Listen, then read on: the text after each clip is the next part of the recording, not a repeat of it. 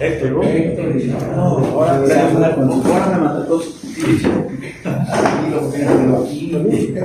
Yo soy Francisco Barraza, enviado exclusivo, que especial.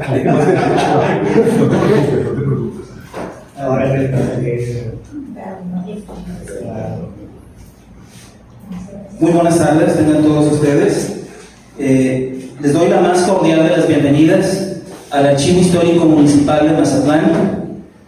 Ciudadano Leopoldo Hernández Ojeda, que soy el encargado de este archivo. A nombre del señor presidente municipal, Edgar Augusto González Atarain, de nueva cuenta, les doy la más cordial de las bienvenidas a esta presentación del libro Yo, Nuño Beltrán de Guzmán, del autor Javier Martínez Leiva. Maestro, bienvenido.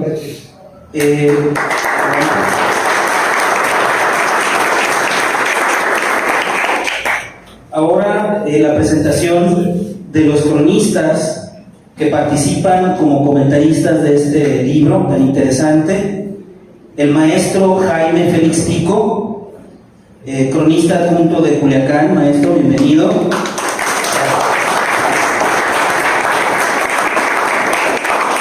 Expresidente de la Crónica de Sinaloa del periodo 2021-2022. Servidor público de la carrera de Tránsito por Administración Pública de los 3 ámbitos de gobierno, estatal, federal y municipal, y su último cargo fue de director del Archivo Histórico General de Culiacán. General de Culiacán. Por otra parte, bienvenido maestro Enrique Vega Ayala, cronista oficial de Mazatlán. Muchas gracias, maestro, por venir.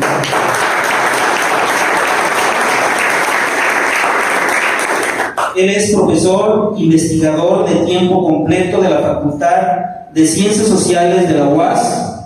Bueno, ha sido, ¿verdad, maestro? De 1979 al 2012, actualmente jubilado el maestro. Coordinador administrativo de la UAS en la zona sur. Coordinador académico de la Escuela de Ciencias Sociales de la UAS. Jefe de archivo municipal. Coordinador de difusión cultural también de la UAS. Ha sido funcionario en diversos cargos de Codetur, cronista oficial de la ciudad, consejero electoral en consejos distritales y local del IFE en Sinaloa del 2000 al 2009, director de planeación del Instituto Municipal de Cultura, Turismo y Arte de Mazatlán y asesor en materia de archivos del IES del 2019 a la fecha. Bienvenido, maestro.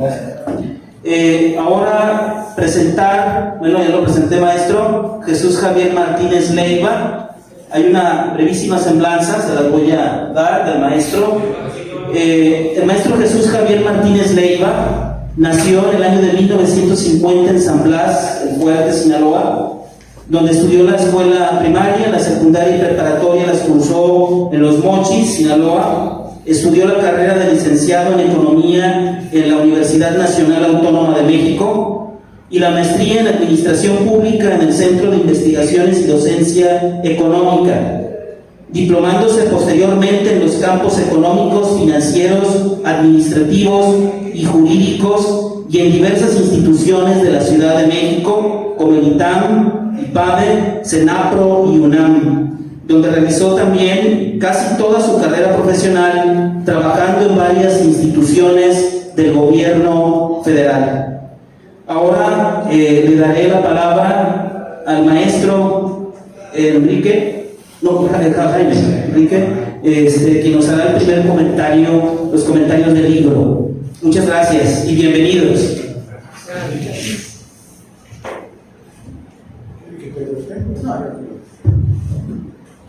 Muy buenas tardes a todas y todos.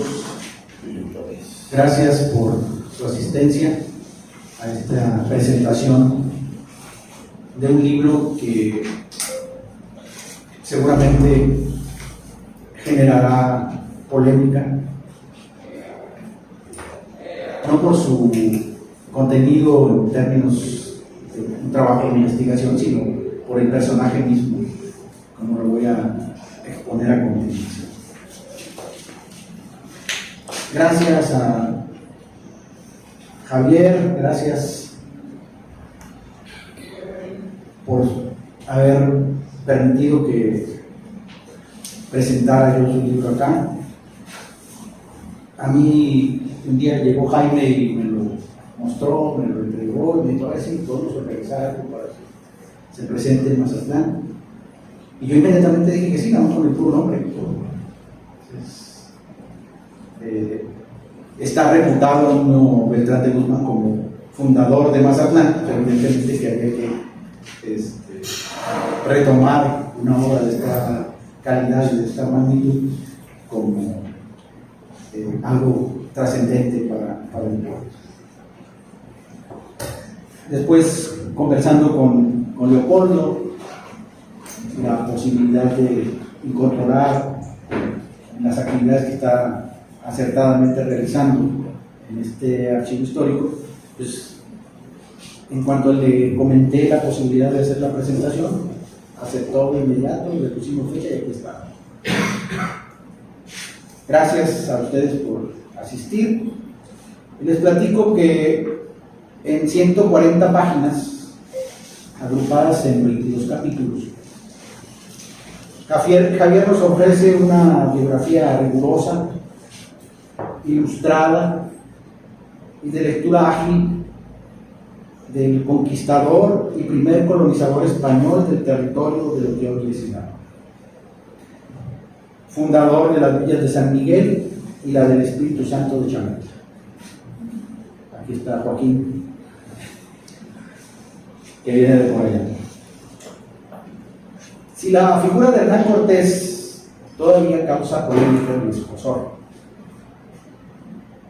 en su rol protagónico de la conquista en México, es curioso que la de Nuño está prácticamente proscrita de la historia oficial, muy probablemente por el perfil atroz que se le empezó a documentar desde su juicio de residencia, o sea, desde que fue sometido a lo que ahora llamamos juicio político. Fue entre los españoles, entre los funcionarios españoles de la corona, era al principio de la época de la Nueva España común la instauración de juicios de esta naturaleza, porque las grillas entre ellos eran extraordinarias. La notable ausencia de Nuño en la historia oficial por lo menos se debe a esa perspectiva negativa de su actuación que se forjó en los pocos años de su trayectoria en estas tierras, y a la que también contribuyeron sus sonadas disputas, lo mismo con Hernán Cortés que con el obispo Fray Juan de Zumárraga. Por supuesto, esta perspectiva, esta proyección negativa fue aderezada con las notables denuncias interpuestas en su contra por Fray Bartolomé de las Casas, el obispo chiapaneco que tenemos como padre de los indios en México en la historia reciente, y quien lo calificó a Nuño como gran tirano en su brevísima relación de las Indias.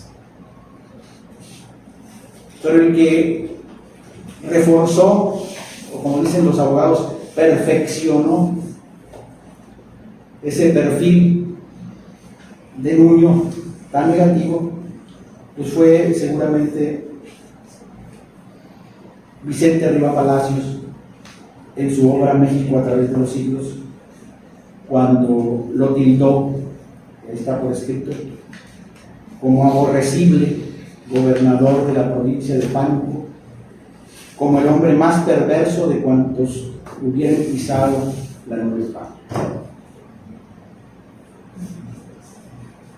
Javier nos ofrece una extraordinaria síntesis de la vida de Nuño en un esfuerzo de investigación muy serio, apegado a la búsqueda de objetividad en el análisis de los hechos que constituyen la vida de Nuño Beltrán de Guzmán.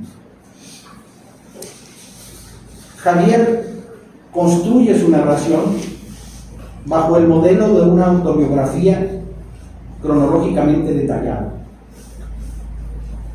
Desde el título, que por cierto, así nada más de verlo, me recordó el capítulo de Noticias del Imperio, en aquel Yo Carlota, o de alguna manera, ya leyendo el libro, también la novela de Adriano, de la Lucena,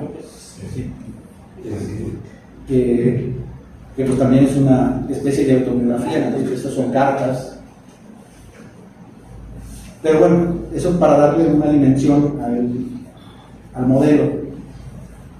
Javier retoma buena parte de los escritos que el propio Nuño de Guzmán legó o que están atribuidos a él. Algunas cosas de repente pareciera que no le corresponden, pero están atribuidos a él.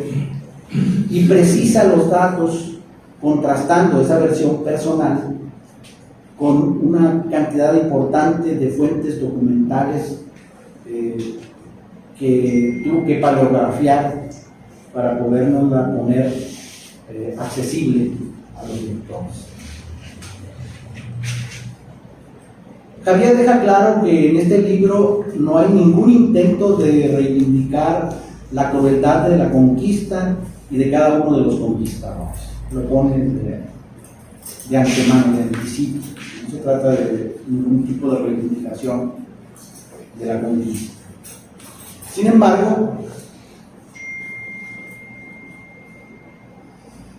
tampoco está en la tesitura de anteponer su propia visión de la vida de Nuño en el tono en el que, pues, como él dice, los escritos existentes alrededor de este personaje, no hay quien ahí en ese terreno no lo juzgue, lo descalifique por su carácter y por sus actos.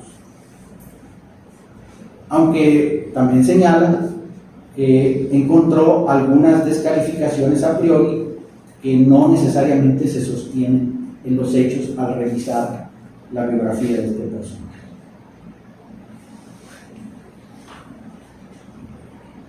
Después de leer el texto, me parece que más allá de las subjetividades que trascienden a la búsqueda de objetividad de la investigación, creo que, y sin afán de montar un litigio extemporáneo contra Nuño, la simple relectura del libro, orientada a ratificar o desmentir siquiera la verosimilitud de las 32 acusaciones con las que sintetiza el juicio de residencia Javier, que fue el que enfrentó Nuño cuando fue enjuiciado, decía, con una lectura orientada a revisar estas 32 acusaciones hacia atrás, pues creo que cualquier lector llegará a la misma conclusión que la sentencia que emitieron en su tiempo contra Nuño, según la cual se le encontró culpable por más de 15 de los 32 cargos por los que fue acusado. Entre ellos, los de torturar, explotar y matar, lo mismo a indígenas que a españoles, lo mismo a gente común que a personajes sobresalientes. Creo que el que más resuena en la historia y en la biografía, pues es el personaje, el rey de los tarascos, fue abatido, fue asesinado a manos de la gente del mundo.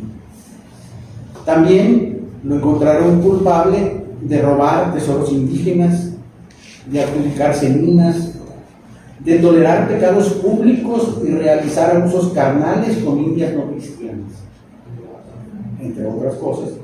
Pero sobre todo, creo que es importante resaltar, y a lo largo del texto se nota la intencionalidad del personaje, de hacerse de fondos de la Real Hacienda a su favor y de sus allegados, en actos de corrupción de muy diversa índole. Hay varias acusaciones relacionadas con el tema, en los cuales se demostró culpable. La objetividad de Javier exhibe drásticamente a Nuño de Guzmán. Es más, puedo decir que leyendo las propias palabras de Nuño Beltrán de Guzmán, escritas en su tiempo y tratando de justificarse, las encontré, como dijo una vez un compañero, autosuicidas. Él solito se inculpa tratando de excusarse por las cosas que le atribuyen.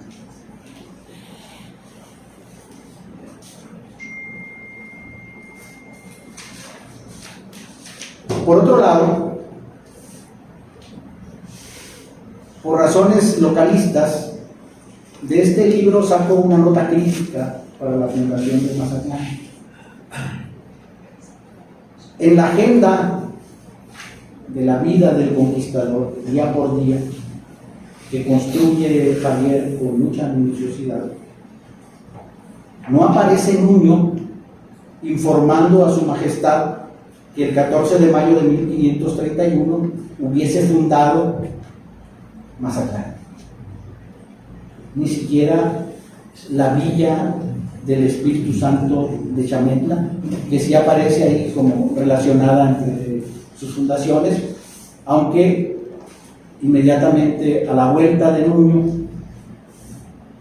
dice que ya fue desaparecida esa población que él intentó formar y dejar en Chametla.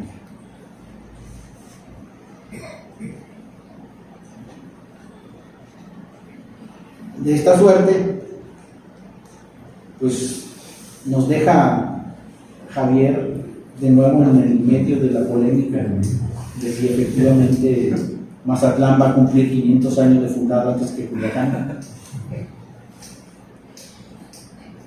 Pero me parece que la lectura de este libro, y por supuesto la elaboración de esta obra importante, resultan pertinentes. Justamente estamos en la década anterior al cumplimiento de esos 500 años del paso de Nuño por estas tierras, y eso hay que volverlo significativo, revisar este periplo de Nuño acá y poner en claro qué fue lo que hizo y qué fue lo que no hizo y que le atribuimos ahora con el caso de la fundación.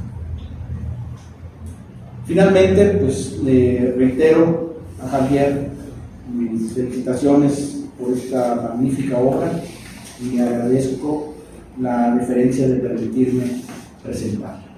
Muchas gracias.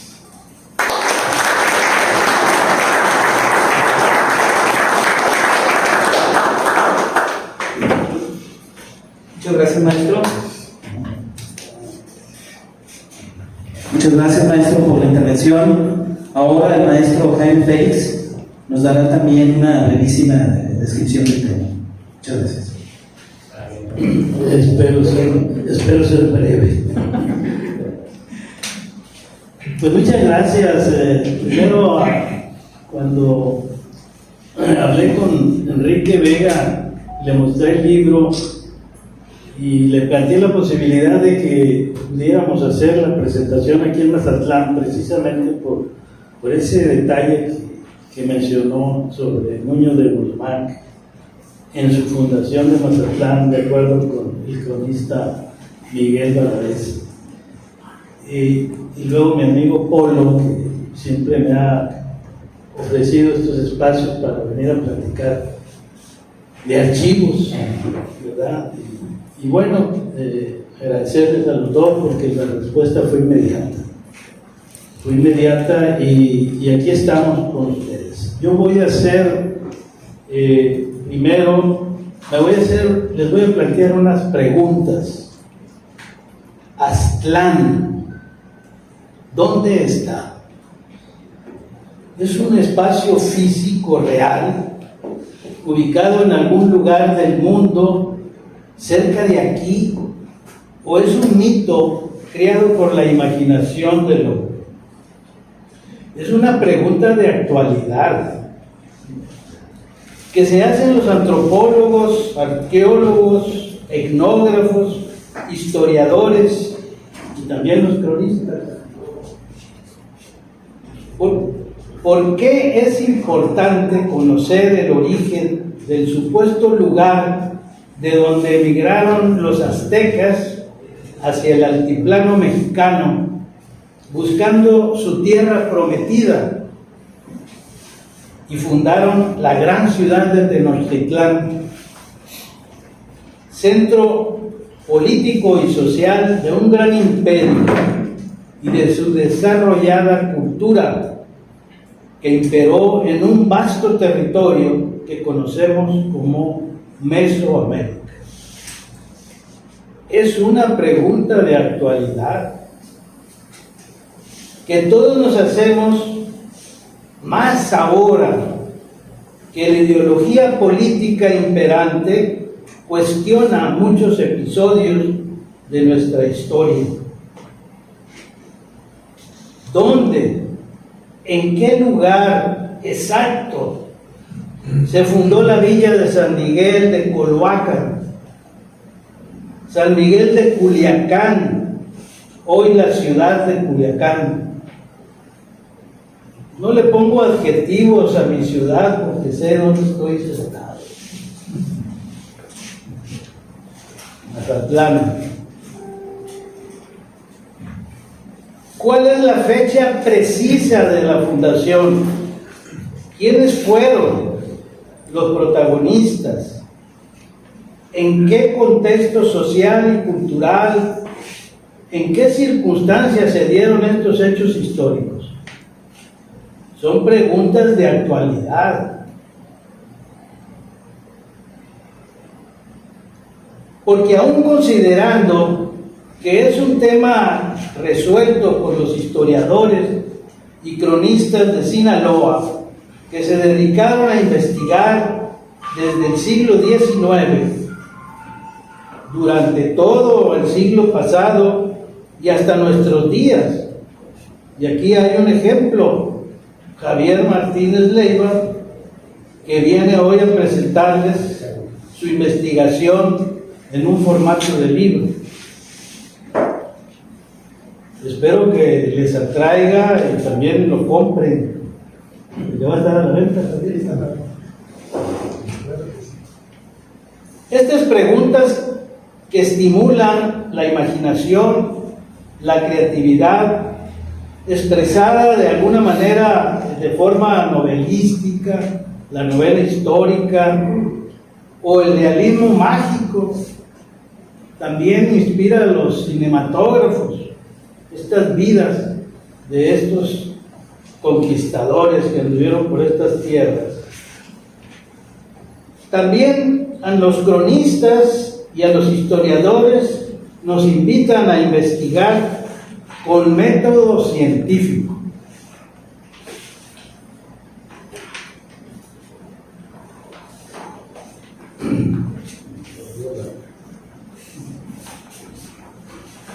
A hurgar en los archivos históricos y otras fuentes documentales, incluso también la historia oral contribuye, con el objeto de encontrar hechos y todo tipo de elementos que nos acerquen a la verdad histórica, sustentado en evidencias, testimonios escritos por los propios protagonistas en esos cruciales momentos.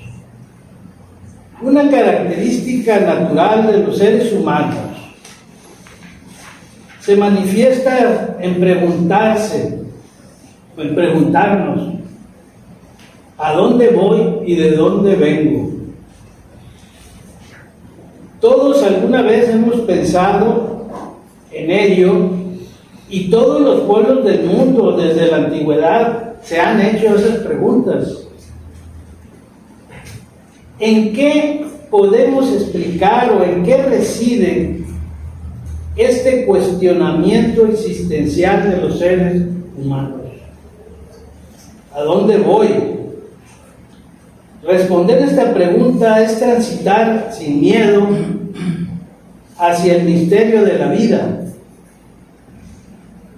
Tratar de explicarnos la creación del mundo o agarrándonos de la fe en cualquiera de las creencias religiosas, explicarnos dónde voy a estar si es que existe la vida eterna.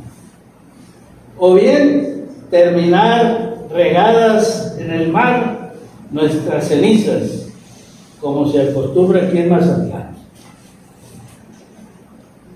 ¿De dónde vengo? Responderla implica, en casi la mayoría de los casos, salvo en mentes de muy baja autoestima, es tratar de dar sustento a un linaje, a un prestigio que lo da el lugar de donde venimos y la cultura, por más elemental que ésta haya sido, de sus pobladores. Esto nos anima a los cronistas a aportar voluntariamente algunos datos historiográficos que le den brillo a ese lugar en donde están nuestras raíces. Quisiéramos que fuese un lugar paradisíaco, hermoso, con gente buena, creativa y también gente pacífica. ¿Por qué no? Que le dé prestigio a nuestro linaje. Cuando la emoción nos embarga, es cuando empezamos a echar a volar la imaginación. Entonces ayudamos a crear el mito fundacional. Inventar el espacio, ajustar el terreno, todo fuera de la realidad, que se explica por el deseado prestigio del linaje social. Ya lo dijo acá el cronista sobre la fundación de Mazatlán. Sin embargo, por fortuna todavía hay quienes se esfuerzan por aplicar el método científico a sus investigaciones para dar sustento, basándose en testimonios, documentos, anécdotas que han resistido el paso de los tiempos, para acercarnos lo más posible a la verdad histórica. Como quien dice, le damos un empujoncito de verdad a la historia.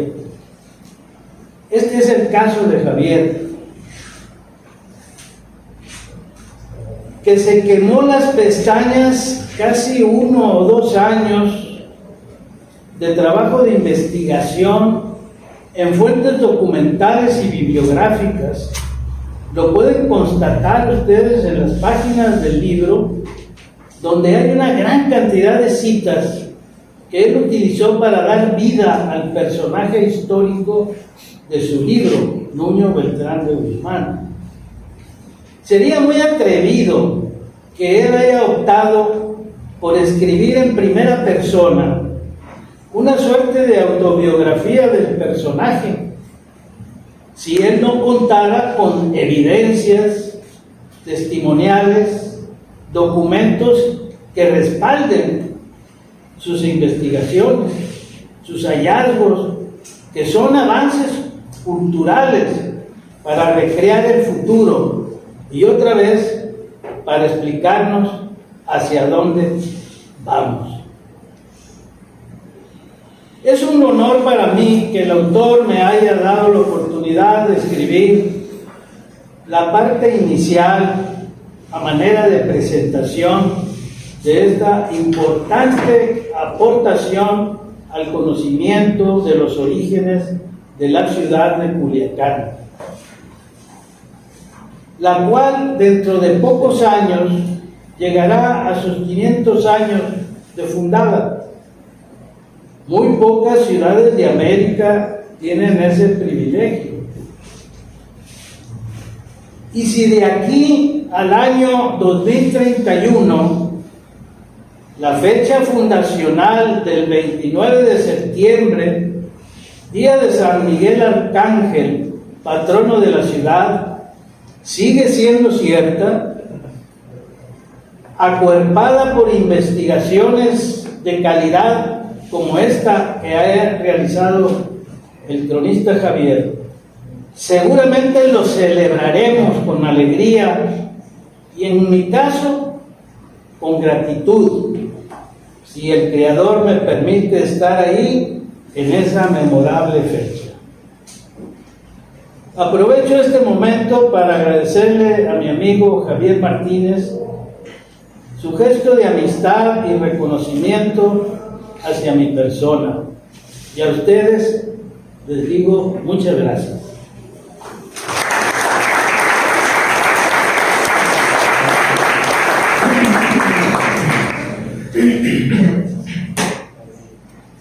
Voy a hacer un comentario. Bueno, primero, antes de que se me olvide, aquí se encuentra el regidor Roberto Rodríguez. Bienvenido. Siempre nos ha acompañado a todos los eventos. Muchas gracias, regidor.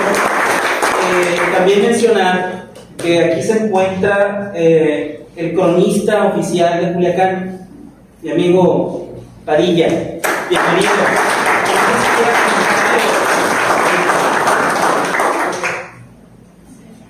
Maestro, primero por decirle una obra fantástica desde el punto de vista de investigación. En lo personal me llama mucho la atención que este libro está apoyado en mucha revisión de documentos y de archivos. En lo personal lo digo porque a mí me tocó revisar en la cuestión de la historia del Real de Minas de Nuestra Señora del Rosario, pues diferentes archivos, lo que publicó Antonio Nakayama en su momento, don Carlos Cuba, y sí, es muy apreciable y muy importante esta obra, menciono, la investigación y todo basado en documentación de archivos, maestro. Muchísimas gracias, de verdad.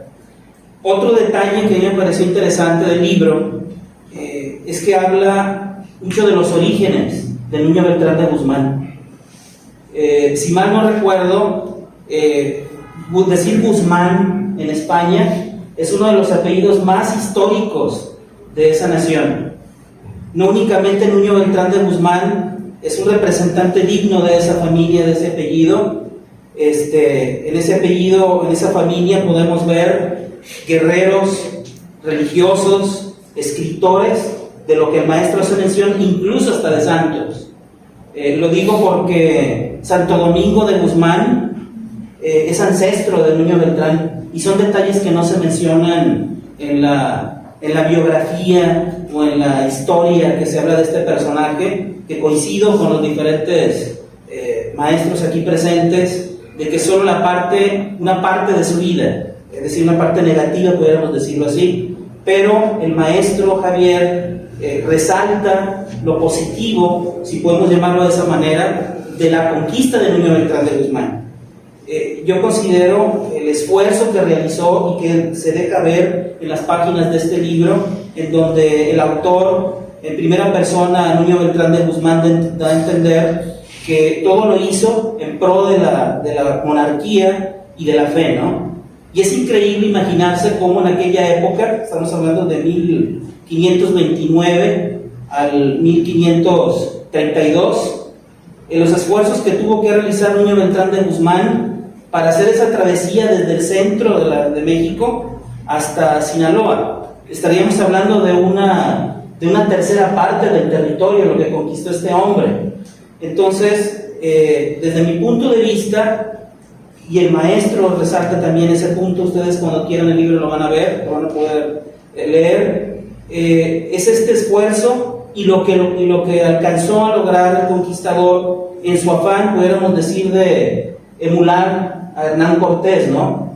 Pero sí podemos ver cómo Nuño Beltrán de Guzmán alcanza este periplo de conquista También debo de resaltar, y me da mucho la atención, la relación de Chametla con los principales personajes del Imperio Español de aquella época, aparte de Nuño Beltrán de Guzmán, de Hernán Cortés, de Fray Juan de Zumárraga, del emperador Carlos V y de la reina Juana, conocida como la reina Juana la Loca, ¿no?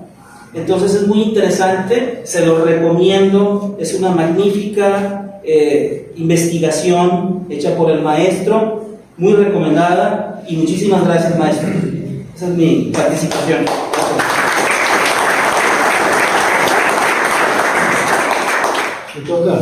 Me toca. Bueno, primero agradezco a los presentadores, a Enrique Vega, cronista de Mazatlán, por sus palabras y cuestionamientos al texto, a Leopoldo José Hernández por su intervención y por su apoyo al organizar este evento, y a Jaime Félix Pico. Jaime es uno de los promotores de que yo me metiera a investigar este libro. Ahorita se les voy a decir por qué. No me canso de agradecerle a Jaime porque tiene la costumbre de llevarme textos, y por un texto que él me llevó hace como 3 o 4 años, fue como se despertó mi interés por este personaje. También, y debería ser primero, quiero agradecer a todos y a cada uno de ustedes por estar presentes. La verdad, mi gratitud por venir a escuchar a una persona que no es de la fama ni siquiera en el estado, y que se aventura a escribir una investigación. Les agradezco que estén presentes a todos y a cada uno de ustedes. Me acompañan el doctor Padilla, como ya se mencionó, que es el cronista oficial de Culiacán, el compañero cronista como Romero, que es el secretario del Consejo Directivo de la Crónica de Sinaloa, compañeros cronistas que nos hemos visto en otros eventos de la crónica. Yo les agradezco mucho que me acompañen, porque me siento acuerpado por la Crónica de Sinaloa. La verdad, estoy muy contento y agradecido por este apoyo. Me han preguntado casi siempre por qué escogí este personaje y por qué el título. Miren, yo tengo 6 años que me fui a vivir a Culiacán, habiendo estado en la Ciudad de México. Me fui de allá en definitivo a vivir ahí, y me pienso morir ahí. Ojalá Dios me lo conceda. Desde los 6 años me he dedicado a escribir e investigar. Hice una investigación sobre el mestizaje en Sinaloa, y lo publiqué con el título de Los mitos del mestizaje en el estado de Sinaloa. Ahí fue donde Jaime me apoyó con un libro que tenía una colección de escritos de Nuño hacia la corona y de la corona hacia Nuño. Esa colección de escritos fue publicada con el título de La Ciaga Conquista de Nuño Beltrán de Guzmán, y lo escribió don Andrés García Cortés. Son 16 documentos originales que les voy a platicar el origen. Convencieron al gobernador Aguilar Padilla de rescatar un archivo del Archivo de las Indias, de traerse documentos originales sobre la fundación de Culiacán, y mandó un grupo de gente que dicen que no eran expertos en historia, ni historiadores, pero fueron y trajeron una caja de documentos originales. Don Adrián lo publicó después de que Jaime y don Adrián, porque Jaime tuvo mucho que ver, mandaron paleografiar esos documentos a Guadalajara con un experto. Estas letras que ustedes ven en el libro aparecen en ese libro de don Adrián, porque también le anexó las fotocopias de los originales que se trajeron. Gracias a ese gobernador que publicó, además, le publicó el libro a don Adrián, es como existen esos documentos en Sinaloa. Al leerlo yo me di cuenta de que poca gente en Culiacán sabe algo de su fundador. A todo el que yo le preguntaba, historiador, cronista, gente muy brillante, me decían, no, hombre, fue un sanguinario, fue un matón, fue un conquistador muy duro, ajusticiaba a los propios españoles y los colgaba, todo porque sí colgó a alguien que se le reveló ahí en Cihuatán, en el río San Lorenzo, uno de apellido Aguilar, así lo narran la historia. Entonces, inclusive Gilberto López Alanís, cuando le dije, oye, fíjate que voy a escribir una biografía de Nuño, me dijo, sabes que te vas a meter en muchos problemas, no es un personaje bien visto, pero escríbelo, nada más te voy a dar el consejo que siempre te doy, vete a textos originales, no le hagas caso a ningún historiador porque todos hemos escrito mentiras sobre él. Y sí es cierto, miren, el primero, un libro, y habla muy bien de Nuño, el padre Tello, un historiador que escribió por allá por 1650 y tantos una historia de Nueva Galicia, tiene bastante información sobre Nuño, pero por ejemplo dice que murió en 1544, cosa que leyendo ya documentos de aquella época descubro que no es el 44 cuando muere, es el 58, y hay testigos, como los testigos de su testamento, que dicen, hace una hora, eran públicos los eventos, y dicen, hace una hora murió Nuño, el 58. Entonces, esa mentira o esa imprecisión del padre Tello lo repite don Eustaquio Buelna y lo repite Nakayama. Y dije yo, bueno, por eso Gilberto me decía, no vayas a citar textos de historiadores, vete a documentos originales. Cuesta mucho trabajo meterse y ordenar, casi uno va armando un rompecabezas. Miren, me metí tanto a la vida de Nuño que había veces me despertaba a las 4 o 5 de la mañana con la pesadilla de que yo andaba guerreando con una espada a un lado del Nuño. Entonces, eso me pasó por haber escogido escribir en primera persona. En tu vida pasada, ¿no? ¿Qué tuviste con él? ¿Y por qué? ¿Por qué le llamé yo Nuño? Porque me llamó mucho la atención que todos sus escritos así empiezan. Yo, Nuño Beltrán de Guzmán, gobernador del Páramo, que gobernador de Nueva Galicia y primer presidente de la audiencia. Pues sí, así empiezan sus escritos y dije yo, me llamó la atención y dije, así le voy a llamar al libro, ¿no? Porque es una biografía y la escribí en primera persona. De repente me puse a investigar cosas y no encontré. Por ejemplo, y perdónenme como sinaloenses, que no les vaya a dar la razón. Me puse a ver si Nuño en algún lugar decía que había pasado por Villunión, Mazatlán, o Ceuta, o cualquier lugar aquí cercano. Y no encontré. Yo no voy a negarles, no encontré nada, pero no voy a negarles que Mazatlán fue fundado por Nuño, no lo voy a negar, porque les voy a decir lo que le pasó a los historiadores antiguos. Estos documentos, como los que mandó traer Aguilar Padilla y los que mandaron paleografía de Guadalajara, Jaime y don María García, no se conocían en aquella época. Es decir, yo digo, Nakayama no conoció esos documentos de don Adrián y muchos historiadores no conocían, y no es raro que aparezcan documentos que todavía existen por ahí y que nos den luz sobre la fundación de Mazatlán. Por ejemplo, hay un historiador que yo admiro mucho, es de Charay, desde ahí cerquita de San Blas, mi pueblo, el ingeniero Leandro Quintero, en una historia integral que escribió sobre el Valle del Fuerte,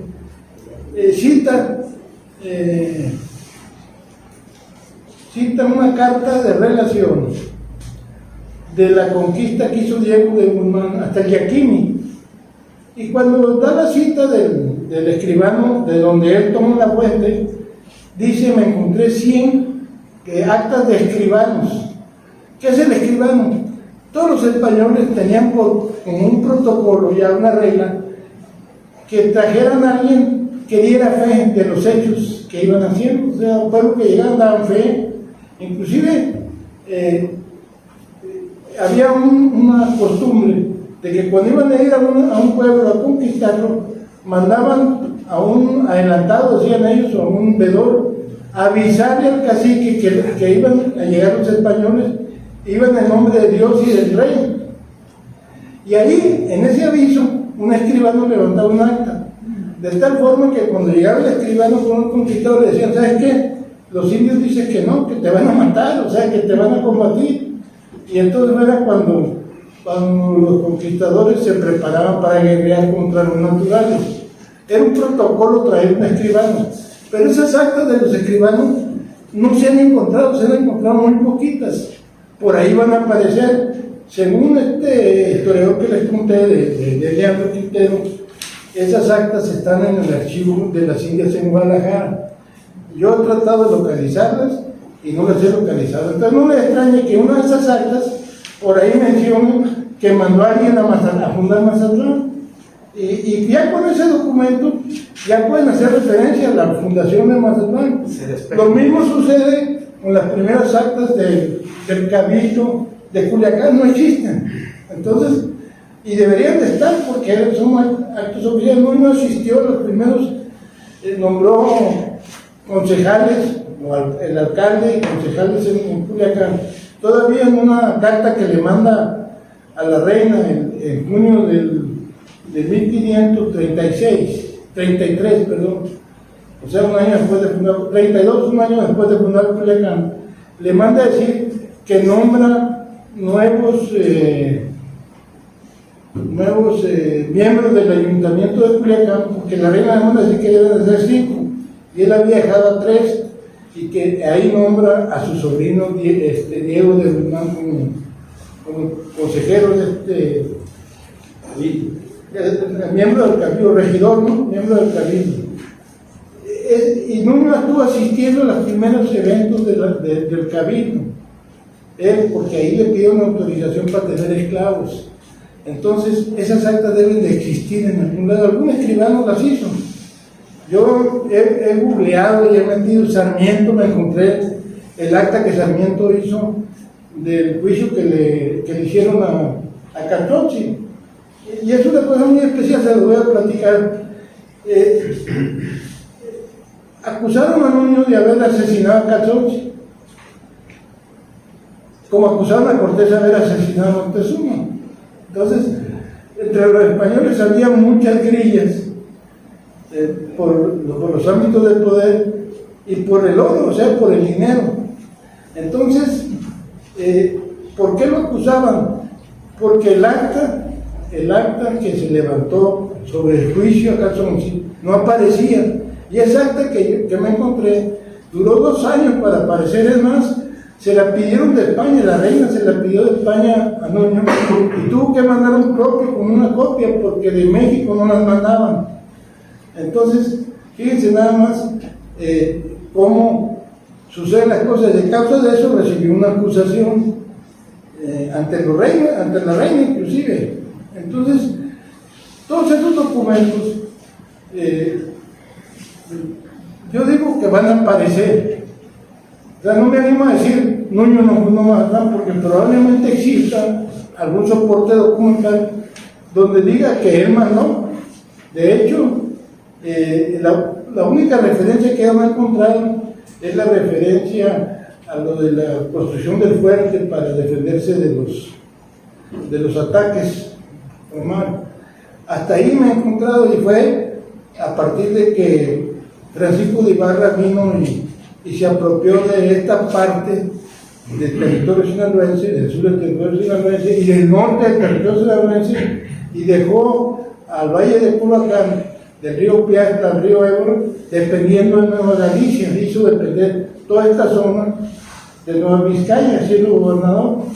Entonces, pues es muy raro cuando uno se pone a investigar, empieza a ver, a sacar hebra de donde a veces no se puede, y empieza a descubrir muchos eventos que la historia nos ha narrado y que nos ha narrado mal.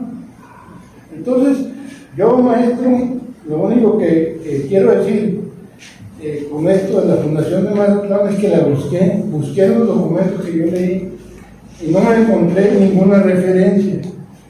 en esa época me le encontré la referencia cuando leí a Francisco Ibarra, pero ya estamos hablando de 1560, ¿no? Ya de 1560 para adelante, cuando descubrió los minerales por acá.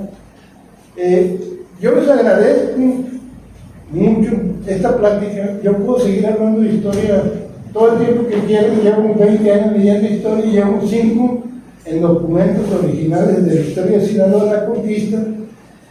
Pero, y soy un apasionado, me he apasionado mucho, ya casi no hago ni películas, ya nomás estoy buscando qué documento me encuentro. Y he recibido, por ejemplo, siempre que le cuento a Jaime, me encontré este documento, fíjate. Por ejemplo, hace unos días estaba yo ahí tratando de reconstruir los primeros 100 años de Culiacán. ¿Cómo estuvieron? Desde luego, Culiacán no tuvo la riqueza que tuvo Mazatlán. Es decir, esta belleza no solo de olas y de arena, sino de alimentos que hay adentro. Culiacán no los tuvo, entonces los primeros españoles se estuvieron muriendo de hambre en Culiacán. Fue muy difícil, de hecho, el primer alcalde fue destituido porque fue y le robó la comida a los indígenas, inclusive al tianguis que había en Culiacán fue y le robó la comida porque no tenían que comer. Entonces, en Culiacán hay algo ahí medio raro en la historia de cómo se relatan los hechos. Por ejemplo, si le pregunto a alguien que esté medio enterado de historia, me va a decir, no, este Nuño ahí, pues no le pusiste que mató a Yapín. Pues es que no lo mató Nuño, realmente. Al contrario, Nuño es una alianza con ellos, y el acto fundacional de Culiacán se supone que como cacique del pueblo ahí estuvo Yapín. A Yapín se levantó en armas porque los españoles les robaban la comida y les quitaban las tierras.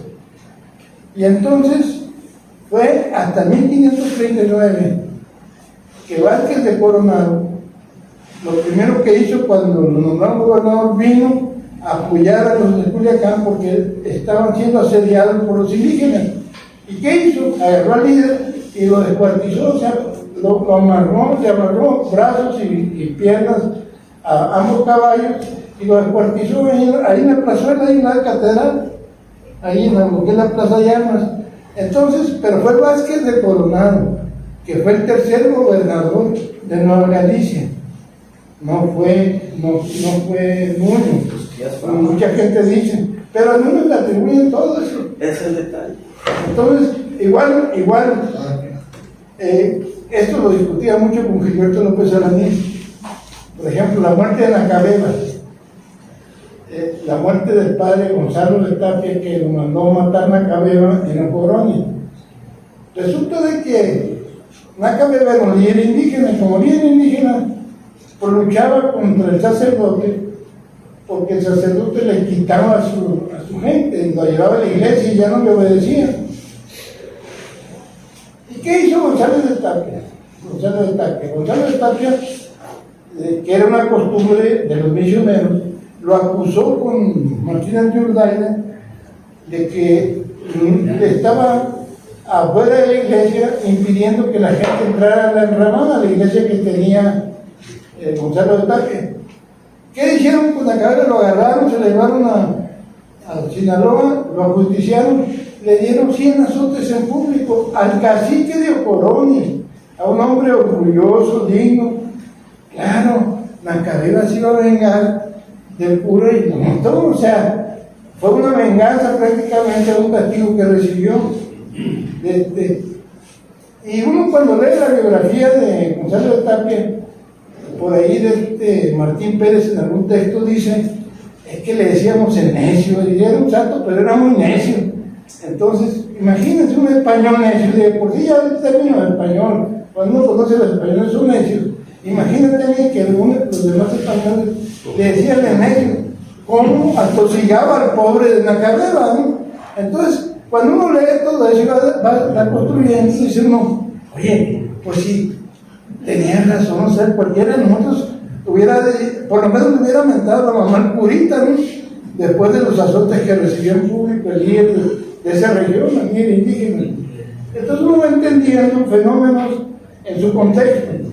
Yo quise, en este caso de la biografía de Nuño, poner el contexto. Primero hice una cronología y luego hice la bibliografía para que se fuera entendiendo cómo estaba España, cómo llegó a México, contratado por los reyes como gobernador del Pánuco, tuvo que firmar un contrato. Y cuando le dieron el nombramiento de presidente de la Real Audiencia en México para justiciar a Hernán Cortés, y es una cosa que nos suena raro en estos tiempos, juicio de residencia. Miren, a todo, era un protocolo que tenían en España, a todo el que tenía un cargo público, cuando pasaba X tiempo, se le sometía a un juicio público. Hagan de cuenta, se le revisaron todas las decisiones que tomaban, como lo que hoy se dice de transparencia, ¿no? Evaluaciones o se le daba transparencia a sus acciones. Entonces todos los conquistadores, al que sea, a Pizarro, a todos los que anduvieron por todos lados, le sometieron a juicio de residencia. A Nuño le tocó que cuando andaba por acá, le avisaron que le iban a hacer un juicio de residencia. De hecho, la reina tuvo que intervenir para que no se le detuviera mientras andaba por Culhuacán, que fue cuando recibió el nombramiento de gobernador recién nombrado. Y hay detalles que me gustaría compartir. Por ejemplo, que los reyes le hayan distinguido por ponerle a la capital de Nueva Galicia, que él proponía un nombre, el nombre de la reina, que le hayan distinguido a Nuño poniéndole Guadalajara. ¿Por qué? Porque Nuño había nacido en Guadalajara, en España, en un pueblo que se llama Guadalajara, y le pusieron a la capital de Nueva Galicia, a propuesta del rey y de la reina, Guadalajara. Entonces quiere decir que tenía una alta estimación allá y mucho apoyo. Desde luego, la ciaga conquista, como le puso don Adrián al libro de los documentos, realmente fue triste la conquista de Nuño. ¿Por qué? Porque los españoles venían a buscar minas, venían a buscar oro, y perdónenme, lo único que encontraron era un clima muy cálido, unas tierras muy fértiles, pero había que trabajarlas. Y desgraciadamente los españoles que poblaron Culiacán habían perdido gran parte de los esclavos que traían en el ciclón que les tocó en Acaponeta. Ahí murieron casi todos los indios que traían, pero no traían mano de obra para ponerlos a trabajar. Y la conquista se construyó, todos los edificios, todas las construcciones y toda la alimentación que tuvieron los españoles en la conquista, sea del centro, sea de acá, por mano de obra, por mano de obra de indígenas. Y eran, si no eran esclavos, era una especie de esclavitud disfrazada, las famosas encomiendas. Entonces, no fue fácil. No pretendo reivindicar a Nuño, pero yo creo que cualquiera de ustedes, si hubiera tocado ser conquistador de algo, hubieran llegado con carácter y con arrojo y hasta exigiendo lo que necesitaban conquistar. No creo que ningún conquistador haya sido buena gente ni un santo. No es así, ni Hernán Cortés, ni Pizarro, ni Pedro de Alvarado, ni ninguno de los que se quedaron. Es más, si a los curas se les admira, a los misioneros, es porque ellos nada más pedían el castigo, pero no lo ponían. No se tiene un registro histórico de un cura que ejerciera un castigo físico a un feligrés por algún pecado, por alguna falta. Ellos iban y los acusaban con el alcalde, y el alcalde los agarraba con la Inquisición. Entonces, por eso es que los curas, pues sí, muy a gusto, ¿no? Yo no fui, pero sí, eso le pasó a Nacabeba. Fue acusado y le dieron 100 azotes públicos, y bueno, el padre quedó como santo, ¿no? Porque sí hay escritos donde dicen que era un santo. El mismo Pérez de Ríos dice que era un santo, ¿no? Entonces, esa es la historia. Esa es la historia. A mí me gustaría dejar aquí, yo me puedo pasar toda la noche, pero ustedes no me van a aguantar. De ser la palabra, si alguien quiere hablar o alguien quiere hacer un comentario, con todo gusto. Yo puedo ser breve. Nada más quiero saber si el crimen de Nacabeba se le adjudicó al niño Beltrán de Guzmán. No. Era un ejemplo nomás. Ahora, a mí lo que me da un poco de temor, en el sentido de que la historia está narrada como en primera persona, ya me quedó claro que no se trata de reivindicar la figura de Nuño Beltrán de Guzmán. Sin embargo, es difícil que una persona admita errores o crímenes que cometió.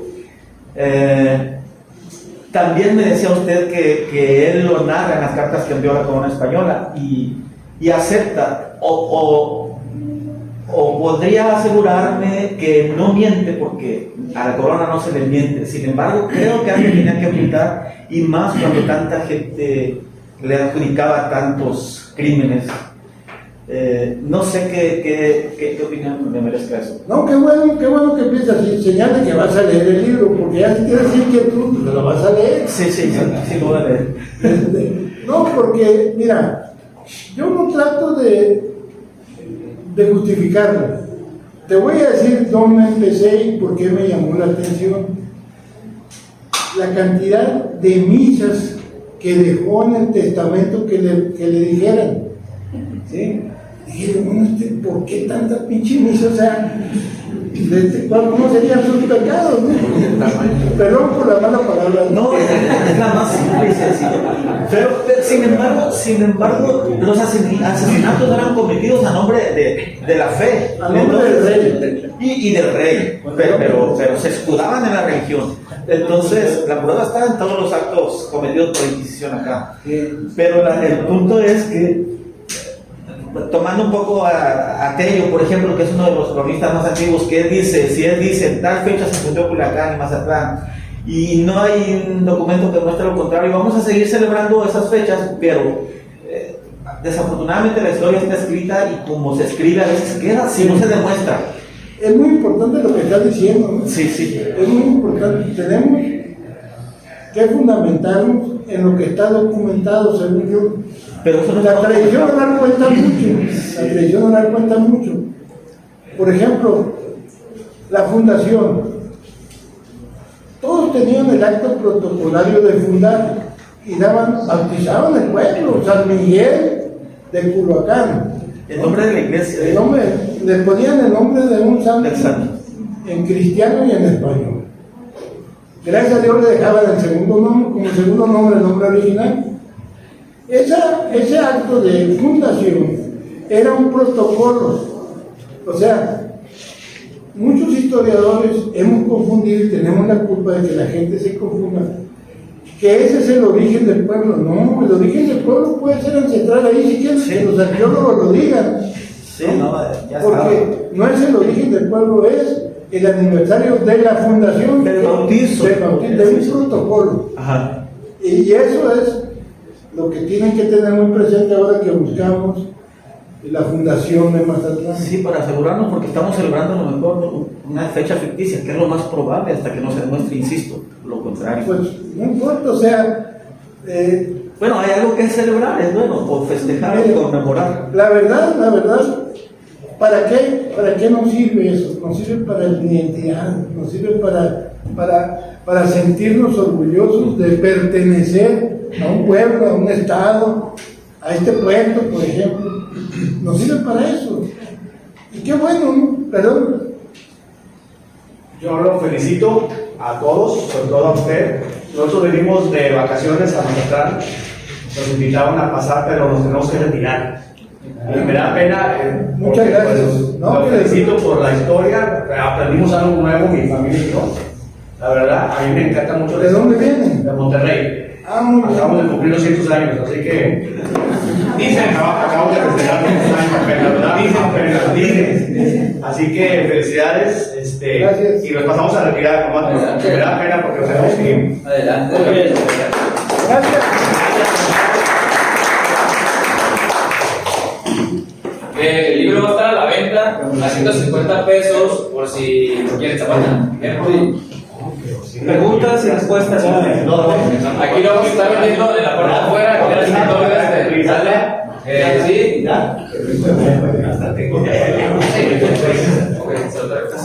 Sí, se oye, Jochi. Sí, se oye. Pues felicidades por esta hazaña que has logrado. Toda esa interpretación, entonces hay que verlo siempre desde ese punto de vista. Yo soy cronista de Tecapán, obviamente el personaje siempre me ha traído, porque me pongo a pensar por dónde pasaría este amigo. Debe haber pasado por cerquita de Tecapán, porque hay un solo punto en Espinapa, donde un cerro que dice la muralla, y si viene a pie, pues sí, también toda la vuelta. Entonces, y ese sitio se divisa de Tecapán. Bueno, hasta ahorita los dos historiadores serios que yo he leído, uno es un gringo de apellido Chipman, y el otro, el señor Tamayo, Richie, que tiene un libro muy bueno sobre el niño Beltrán, muy bien fundamentado, lo citas en tu trabajo. La pregunta que yo tengo es, a ver si en la lectura que diste de ese libro, ahí cita un documento fundacional de la Villa del Espíritu Santo, Chametla. Entonces, no solo eso, cita otro documento donde Hernán Cortés le pide permiso para entrar a sus terrenos. Eso está en la obra de Tamayo. Y Niño Beltrán le concede porque se andaba muriendo de hambre el hombre con su gente y necesitaba maíz, comida.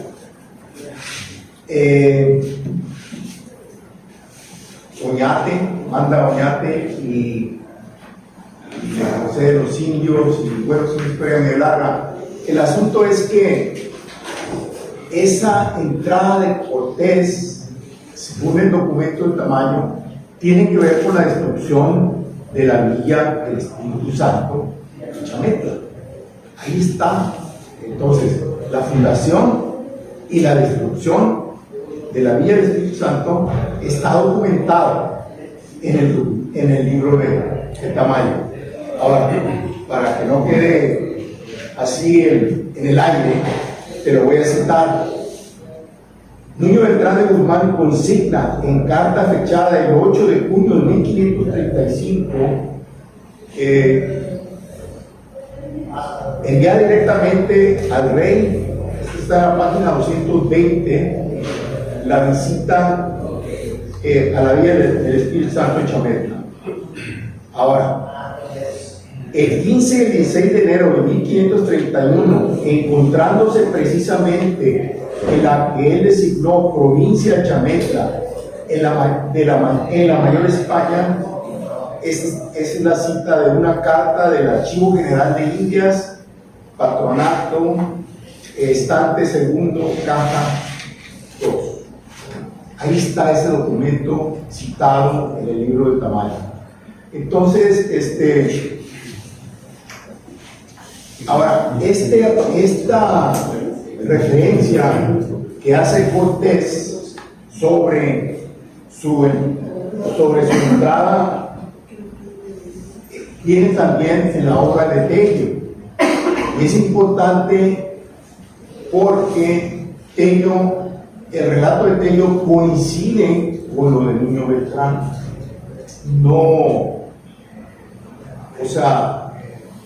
No hay desavenencia en un documento, es distinto lo que dice, porque está escrito desde cómo ve Cortés la llegada de un ataque, y Nuño Beltrán relata, o Tamayo lo relata de otra manera, pero todo está documentado. Entonces es importante esto, retomar la obra de Tello y es importante saber, yo lo he discutido con él, porque él es de Chameta, raza, y Chameta no tiene fecha fundacional. El pueblo celebra otro año, creo. No sé qué. Ese es el problema, que el día que encuentre el documento que demuestre lo contrario van a decir, ay, tantas celebraciones, tantos días, y tantos años, y tantas piñatas. Entonces, incluso, pero ese es el asunto. Se van a levantar en armas. Todos los pueblos, ya lo dijeron aquí, tuvieron varias fundaciones. Sí. Huirapa tuvo varias fundaciones, Culiacán tuvo varias fundaciones. O sea, se fueron moviendo. Es aquí, vienen de allá para acá. O sea, del valle para acá. Sin embargo, como dice aquí el maestro, es interesante porque tienes un apego por esa fecha o por ese instante de la historia que te hace crecer el sentido de pertenencia, y eso es válido, y creo que es una manera, un punto de partida. Y es bueno. Yo, antes de empezar a escribir, cuando estuve estudiando, porque todo lo estudié, me encontré el libro de Tamayo. Ahí, y de hecho, saqué muchas citas del libro de Tamayo. Ahí me encontré la famosa tercera relación, que es cuando Nuño escribe desde Michoacán, donde dice que viene a buscar a las amazonas, que va a buscar a las amazonas, y pues por eso llegó hasta el río Cihuatán, hasta el río Sin Lorenzo, buscando a las amazonas. Eso lo saqué, toda esa parte de ahí, no sé si lo digo en la bibliografía, pero lo saqué. Tamayo reproduce ese documento, y ese documento es el único lugar donde lo encontré, las cartas de Michoacán. Y sí, tengo muchas citas de Tamayo. Ahora, hay otro dato importante de Tamayo. El nombramiento que Nuño Beltrán traía era del rey, era de Carlos V. Claro que sí. O sea, no era que acá un primo, un hermano, un hermano, no. Y eso lo discute Chipman. Chipman dice que Nuño Beltrán venía, hay muchísimo allí, pero lo más importante es que Nuño Beltrán no fue condenado. No fue condenado. Ni estuvo en la cárcel los años que dice que estuvo. Y llegando a España, fue liberado y fue incorporado al servicio del rey. Era amigo, era continuo, era amigo del rey. O sea, es como aquí, soy amigo de López Obrador, como el químico, no pasa nada. No tiene razón. Tan fácil como es. Quiero decir una cosa. El primero que escribió sobre un viejo, y se lo recomiendo la obra, lo único malo de esa obra que a mí no me gustó es que es demasiado extenso en la parte del pánico. Dedica casi medio libro al pánico. Y yo no andaba buscando relatar la historia del pánico, ¿no? Y lo otro de Tamayo es que se mete mucho en esta parte de Sinaloa con la obra de López Portillo y Weber. Ah, sí, lo cita mucho, pues. Y bueno, está bien, pero ahí no hay... Casi reproduce a López Portillo. Sí, o sea, ahí es lo que digo, bueno, aquí debe haber buscado otra. Y les voy a decir, los dos libros de López Portillo no son malos, son muy buenos. Sí. El problema de López Portillo y Weber es que de repente te saca de contexto, porque a mí no me gustan leer cuando hay juicios de valor previo al relato de un hecho. Y López Portillo le llama mi muy señor, le pone un nombre larguísimo a Nuño, mi ilustrísimo y no sé qué, como burlándose de Nuño, de todas sus referencias. De los dos libros de López Portillo y Weber, de ahí, por ejemplo, yo tomé de López Portillo y Weber que Nuño había descubierto las Islas Marías. Él es el que relata el descubrimiento de las Islas Marías por Nuño. Que se la pelea a Francisco Cortés. Después se la pelea. Y por ahí, un día, sin querer, me encontré el pleito de Nuño con Cortés, porque Cortés, como fue Vázquez de Coronado a estas tierras, salió desde Compostela, Culiacán, y se fue hasta Estados Unidos. Cortés, con la carta de relación de la anterior a Vázquez de Coronado, del fray Marcos de Niza, con esa carta de relación fue y le mandó a Nuño diciendo que él era el conquistador de Nueva Galicia, y se abrió un juicio que, por cierto, me lo encontré en una serie de documentos inéditos, en el tomo 25 de documentos inéditos, que te les recomiendo. Existen 50 y tantos tomos de documentos inéditos, y hay nada más, en ese tomo nada más existe, es el único documento sobre Hernán Cortés y sobre Nuño. Hay muchos sobre Perú, sobre desde que empezó la conquista de México, y ahí me encuentro ese juicio, las actas completas del juicio. Se están peleando por una conquista que ya estaba dada, ¿no? ¿Por qué? Porque Cortés alega que él fue hasta California, mandó barcos hasta La Paz, y que estuvo varias veces en Nueva Galicia, cuando se le atracó un barco y otro que se le perdió, que apareció por ahí por Guasave, por el río Sinaloa.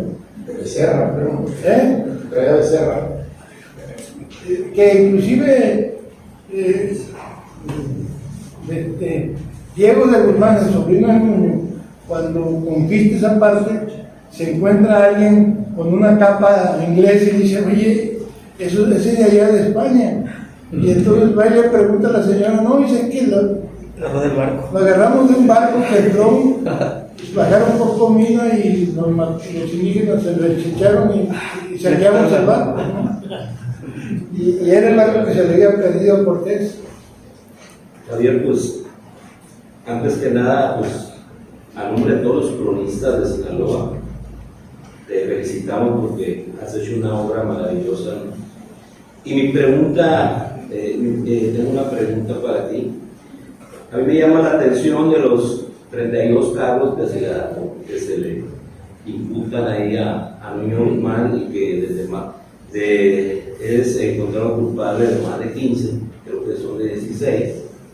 Si viene entre esos cargos, cuando Nuño, no sé si venga incluido en tu libro, se quiere apropiar, o sea, quiere hacer un territorio en otro territorio, es decir, ya ve con España tiene ese territorio, y algo que quiere hacer su propia España, pues, su propio reino. Bueno, miren, yo creo que no hay, que tanto Nuño como Hernán Cortés soñaron con independizarse de España. Es más, yo creo que toda la grilla que se formó y todo el choque de trenes, como yo le llamo, ¿no?, entre los dos conquistadores, fue por eso. Y los reyes sabían. O sea, por ejemplo, ¿por qué mandan a Nuño de gobernador a Pánuco? Para limitar el poder que estaba adquiriendo Hernán Cortés. ¿Por qué le aceptan el juicio de residencia a Hernán Cortés? Por lo mismo, porque tenía un enemigo, Diego de Velázquez de Cuba, el gobernador de Cuba, que lo acusó primero de que él lo había mandado a México, a esta zona, con recursos de él, como dependiente de la gobernatura, porque así estaba escrito, que todo este territorio dependía de la gobernatura de Cuba. Mandó a Hernán Cortés, y Hernán Cortés, en lugar de darle su famoso quinto real, que es el 20%, al gobernador, lo mandó a España. Y desde luego los reyes, al recibir el oro de España de Hernán Cortés, pues vengan a su reino, ¿no? Claro. Pero Diego de verdad que lo acusó a Hernán Cortés, por eso fue el juicio de residencia. Entonces, yo digo que soñaron. De hecho, Diego era tan ambicioso, Nuño era tan ambicioso, que todo el recorrido que hizo desde Jalisco, que subía al Tula, allá a Zacatecas, se bajó, venían pensando que Pánuco, o sea, norte de Veracruz y Tamaulipas, quedaba de este lado de los cerritos, de este lado de la sierra, Nunca, como no sabía de geografía de México, nunca se imaginó que eran dos sierras, la Madre Oriental y la Madre Occidental, y que el Pánuco estaba por aquí, está por Durango, estaba más lejos que por allá, que por el centro, ¿no? Y la desventura de él es que cuando realmente lo logra, estando en Guadalajara, llegar hasta su anterior gubernatura, al Pánuco, de regreso, recibe una carta de la reina donde le dicen, olvídate del Pánuco, tú ya no eres gobernador del Pánuco. Pero él siempre lo trata como gobernador de Pánuco, ¿no? O sea, todo el tiempo anda en España. ¿Sí? Lo trataron como gobernador del Pánuco y como gobernador de Nueva Galicia. Pues yo te quiero felicitar, ya para callarme la boca, te quiero felicitar porque particularmente para los que nos interesa la historia local, este libro es un referente histórico y bueno, más documentación al respecto creo que no vamos a poder encontrar. Muchas felicidades. No, pues muchas gracias. Gracias por el tiempo.